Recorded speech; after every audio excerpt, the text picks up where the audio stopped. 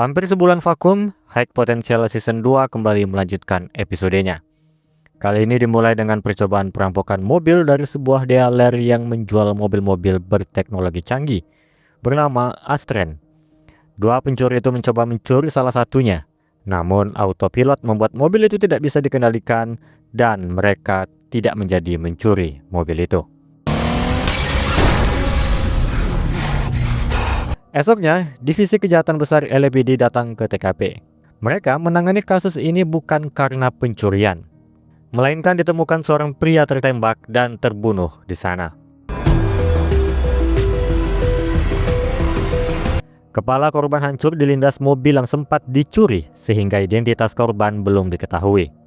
Saat penyelidikan, Karadek mengalami alergi yang membuat Morgan heran. Di tengah itu, muncullah Glenn Genick, pemilik dealer Astren.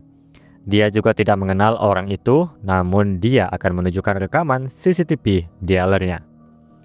Rekaman tersebut mengungkapkan bahwa korban dibunuh di tempat lain, dan kemudian mayatnya dibawa ke dealer sebelum para perampok tiba.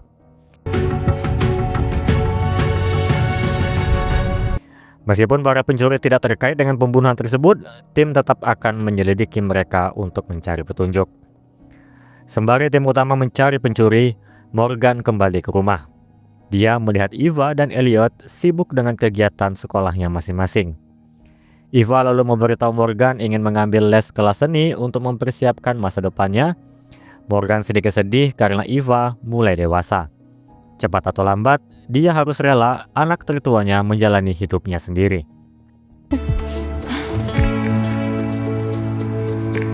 Sementara di LAPD, tim berhasil menemukan satu pencuri bernama Elba dengan wajah merah seperti terhantam airbag mobil. Selena dan Karadek menyampaikan analisis Morgan mengapa Elba bisa ada di sini. Pada alas kaki pengemudi terdapat debu tanah liat hijau. Morgan meyakini itu berasal dari lapangan tenis. Artinya Elba mungkin pemain tenis atau sekedar private. Di Los Angeles hanya 2 tenis klub yang memiliki lapangan tanah liat berwarna hijau. Selanjutnya pada kursi pengemudi, bekas kepala tidak meninggalkan sehelai rambut pun, berbeda dengan kursi penumpang yang artinya pengemudi berambut botak. Sisanya tinggal mencari member yang berkepala botak dengan bekas merah pada wajahnya, dan sampailah kepada Elba. Dengan analisis itu, Elba tidak bisa mengelak. Dia menolak telah membunuh pria tersebut. Hanya saja malam kejadian, dia sempat melihat pria dengan pakaian yang sama dengan korban beberapa jam sebelum pencurian tidak jauh dari dealer Astren. Elba diminta untuk menjelaskan ciri-cirinya. Petunjuk ini juga memberitahu bahwa korban tinggal di lingkungan sekitar. Kemudian Karadek dan Oz melakukan penyelidikan dengan menunjukkan sketsa wajah korban pada orang-orang sekitar TKP, namun tidak ada yang mengenalnya. Mereka berhenti di satu titik. Tepat saat itu, alergi Karadek kambuh lagi. Seketika, ia mengingat alerginya juga muncul saat dekat dengan korban. Mereka ternyata berada di depan sebuah kebun. Menelusuri ke dalam, akhirnya mereka menemukan foto yang mirip dengan sketsa korban. Ia bernama Joaquin Herrero, seorang profesor dan aktivis lingkungan. Setelahnya mereka menyusuri alamat Joaquin, dan akhirnya ditemukanlah tempat di mana sebenarnya Joaquin dibunuh, yaitu di rumahnya sendiri sebelum dipindahkan ke dealer Astren. Mereka lalu keluar bertepatan dengan tetangga Joaquin tiba, bernama Katie, memberitahu bahwa Joaquin secara konsisten dan lantang memprotes limbah beracun di lingkungan mereka yang disebabkan oleh dealer milik Glenn Genick. Sebelum interogasi kembali dengan Glenn, scene berpindah sebentar ke rumah Morgan. Eva memberitahu bahwa Elliot mendapat tawaran beasiswa sekolah Akademi MIT di Connecticut. Morgan yakin Elliot akan menerimanya, tapi membuatnya semakin tidak siap melepas satu lagi anaknya. Di saat bersamaan, pria misterius yang mengincar Arthur sedang memantau Morgan. Tiba-tiba seseorang datang memukulnya, dan itu adalah Arthur. Keadaan yang terbalik, kali ini Arthur lah yang akan menggali informasi dari pria itu. We're going for a ride. Alright. Kemudian kembali ke LAPD. Morgan berdiskusi dengan Selena tentang beasiswa Elliot. Morgan tidak siap, tapi Selena meyakini Morgan sehingga Morgan setuju untuk memberitahu tawaran itu kepada Elliot. Sementara di ruangan interogasi, Glenn memiliki motif terbesar untuk membunuh Joaquin. Joaquin memiliki foto-foto bukti pembuangan limbah ilegal dari dealer Astren. Ditambah, Glenn berencana untuk membuat cabang kedua dealernya sehingga keduanya saling berkaitan. Namun Glenn mengatakan ia telah memenangkan pengadilan yang diajukan oleh Joaquin, dan itu sudah terjadi lama. Joaquin sudah berhenti mengganggu Glenn sejak itu, jadi ia tidak punya alasan membunuh Joaquin dan merasa saat ini ia sedang dijebak. And you walked right into it. Untuk memastikan kebenarannya, Carly dan Morgan mendatangi hakim yang mengadili kasus tersebut, bernama Lynne. Di ruangannya, seperti biasa Morgan melihat sekitar yang mengganggu Lynne. Morgan mempertanyakan catatan kalender milik hakim itu yang hampir dipenuhi dengan jadwal makan siang.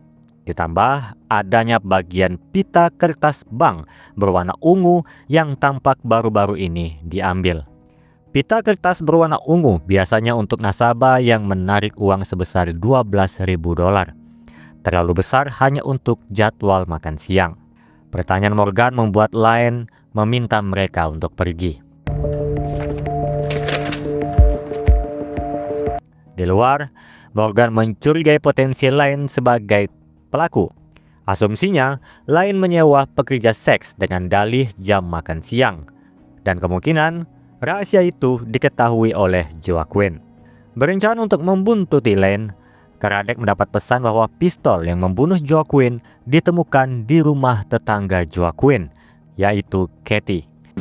Alright, we're stopping for donuts first. Berpindahlah ke rumah tetangga Joaquin. Katie berkeras kalau dia dijebak, namun barang bukti berkata sebaliknya. Tim lalu masuk ke rumah Katie dan Morgan membenarkan bahwa Katie benar dijebak. Perekat jendela tampak baru, yang artinya seseorang yang ahli penginstalan jendela telah mencabut untuk menaruh barang bukti lalu dipasang kembali. Camps, we spot a window truck that didn't have a job in the area at that time. We might have our guy. Tim lalu menyusuri petunjuk lanjutan dan sampai pada pria bernama Darby Winters. Kamera lalu lintas memberitahu dia ada di sekitar lingkungan rumah Katie hari ini selama 20 menit. Mereka tidak banyak mendapatkan informasi dari Darby, tetapi Morgan menyatukan semuanya ketika ia melihat mobil Darby bermerek Astren. Hakim Lynne juga menggunakan merek mobil yang sama. Like iPhones on wheels. Morgan mengatakan Glenn berkata jujur bahwa ia dijebak dan sekarang Morgan tahu siapa pelakunya. But he's known who this whole time. Kembali ke dealer Astren menemui Glenn. Pertama, Morgan meminta membuka bagasi salah satu mobil. Bagasi itu luas dan pas untuk menaruh satu badan. Glenn masih berkeras kalau ia dijebak. Morgan mengatakan benar dan itu sudah dipastikan. Tapi yang menjebak Glenn adalah Glenn itu sendiri. Motifnya, rencana cabang dealer Astren yang membutuhkan uang banyak di tengah gugatan Joaquin tentang limbah ilegal. Glenn memeras hakim Lynne dengan rahasia Lynne yang menyewa pekerja seks. Hanya saja Joaquin melihat transaksi itu dan mencoba mengkonfrontasi. Hal itu membuat Glenn harus membunuh Joaquin, membayar $12.000 kepada Lynne untuk menutup mulut dan memenangkan gugatan, membawa mayat Joaquin ke dealernya sendiri agar ia dicurigai dan lepas lebih cepat. Kesalahannya, Glenn terlalu terburu-buru dengan menyewa Darby untuk menaruh barang bukti di rumah Katie tepat ketika Morgan mengetahui rahasia Lynne. Ditambah, Lynne dan Darby sama-sama memiliki mobil Astren yang diyakini bentuk pemberian oleh Glenn. Deduksi yang sempurna, Glenn hanya diam dan ia ditangkap. Kasus selesai. Scene penutup, Morgan memberikan surat undangan beasiswa kepada Elliot. Di luar dugaan, Elliot menolaknya. Dia sudah berbicara dengan Eva dan Eva menyarankan untuk menikmati hari-hari bersama ibunya dan mengikuti alur sebagaimana mestinya. Morgan senang dan mengakui bahwa ia belum siap melepas anak-anaknya dengan cepat.